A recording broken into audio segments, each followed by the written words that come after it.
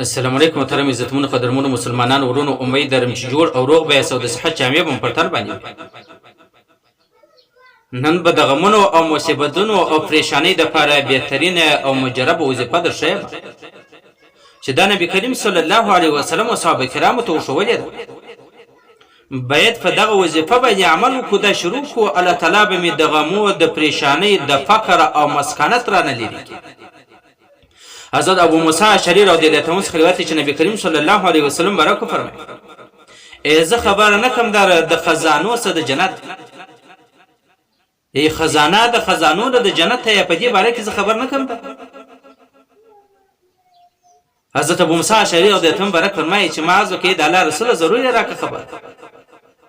نبی کریم صلی الله علیه وسلم برکو فرمایي د جنت د خزانو څخه لا حول ولا قوه الا بالله، د لا حول ولا قوه الا بالله وایي.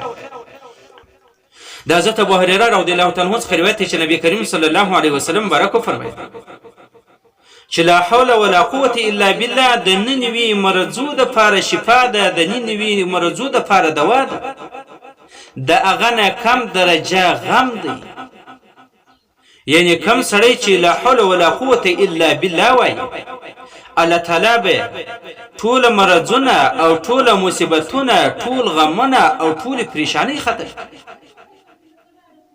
یعنی کم سړی چې په یقین سره ووایي باید کم سے کم د ورځې 1500 وارې لا حول ولا قوه الا بالله هر سړی ووایي، او که چیرې 1500 واره نسي وایي د هغه دې کم ووایي. یعنی غم در باندې راغلی دی، پریشانی در باندې راغلی ده، غمګین نه یې، او فقر در باندې راغلی دی، مسکنت در باندې راغلی دی، مسکین یې، نو لا حول ولا قوه الا بالله وایه. الله تعالی به دې فقر او مسکنت لرې کړي، الله تعالی به دې غني وګرځي. مقول رحمت الله علیه فرمایي چې کوم سړی د ورځې 1500 واره وایي، الله تعالی به د عذابو څخه نجات ودغه انسان ته ورکړي. الله تعالی به اویا دروازې د ضرورو پر د باندې بنده کړي، هغه یوه دروازه د فقر او د مسکنت ته چې مسکني او احتیاجي به الله تعالی لرې کړي.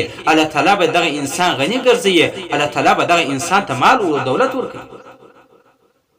او د دې دپاره مین خبره چې ده هغه تقوا ده. ځکه الله تعالی فرمایي چې الله تعالی ته هغه سړی ژوندی دی چې هغه تقوا کوونکی،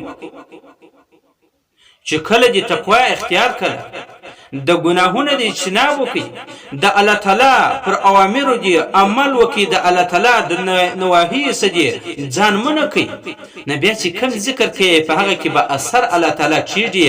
الله تعالی به دې د هر غم او د پریشانۍ څخه تا ته نجات درکړي، امان به درکړي، د الله تعالی په حفاظت کې به همیشه اوسېږي. باید دغه ذکر هر مؤمن او مسلمان وکړي، لا حول ولا قوه الا بالله، لا حول ولا قوه الا بالله. کم سے کم د ورځې 1500 واره ووایي، که چیرې 1500 واره نشي وایي باید 100 پیرې خو ضرور.